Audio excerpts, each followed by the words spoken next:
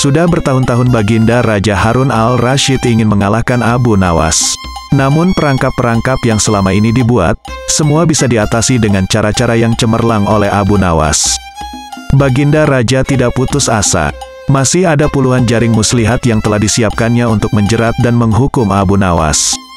Baginda Raja beserta para menteri sering mengunjungi tempat pemandian air hangat yang hanya dikunjungi para pangeran, bangsawan dan orang-orang terkenal.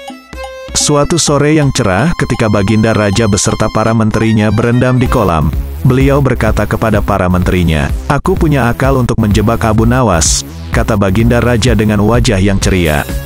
"Apakah itu wahai Paduka yang mulia?" tanya salah seorang menteri. "Kalian tak usah tahu dulu. Aku hanya ingin kalian datang lebih dini besok sore. Jangan lupa, datanglah besok sebelum Abu Nawas datang karena aku akan mengundangnya untuk mandi bersama-sama kita," kata Baginda Raja memberi pengarahan. Baginda Raja memang sengaja tidak menyebutkan tipuan apa yang akan digelar besok. Abu Nawas diundang untuk mandi bersama Baginda Raja dan para menteri di pemandian air hangat yang terkenal itu. Seperti yang telah direncanakan, Baginda Raja dan para militer sudah datang lebih dahulu. Baginda membawa 19 butir telur ayam. 18 butir dibagikan kepada para menterinya. 1 butir untuk dirinya sendiri. Kemudian Baginda memberi pengarahan singkat tentang apa yang telah direncanakan untuk menjebak Abu Nawas ketika Abu Nawas datang. Baginda Raja beserta para menteri sudah berendam di kolam. Abu Nawas melepas pakaian dan langsung ikut berendam. Abu Nawas berharap-harap cemas. Kira-kira permainan apa lagi yang akan dihadapi? Mungkin permainan kali ini lebih berat karena Baginda Raja tidak memberi waktu untuk berpikir.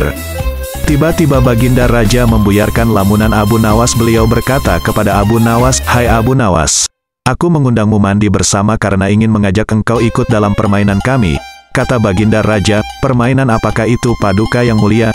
tanya Abu Nawas belum mengerti. "Kita sekali-kali melakukan sesuatu yang secara alami hanya bisa dilakukan oleh binatang. Sebagai manusia kita harus bisa melakukannya dengan cara kita masing-masing," kata Baginda sambil tersenyum.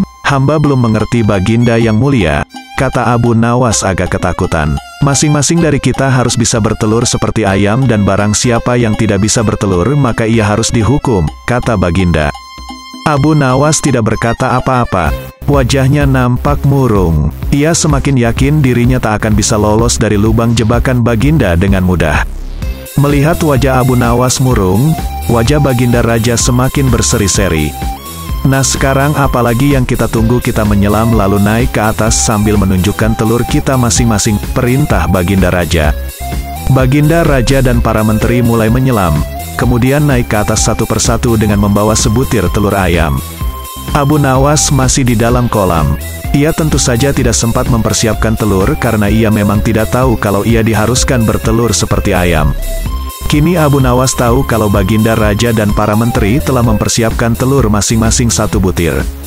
Karena belum ada seorang manusia pun yang bisa bertelur dan tidak akan pernah ada yang bisa. Karena dadanya mulai terasa sesak, Abu Nawas cepat-cepat muncul ke permukaan kemudian naik ke atas. Baginda Raja langsung mendekati Abu Nawas. Abu Nawas nampak tenang, bahkan ia berlaku aneh.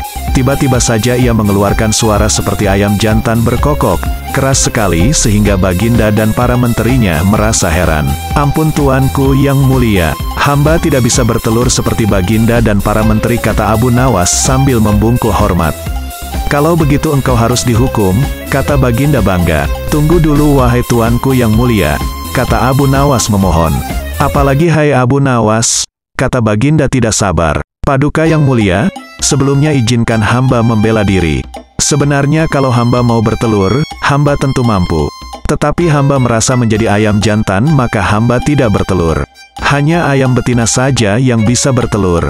"Kukuruyuk," kata Abu Nawas dengan membusungkan dada. Baginda Raja tidak bisa berkata apa-apa. Wajah Baginda dan para menteri yang semula ceria penuh kemenangan kini mendadak berubah menjadi merah padam karena malu.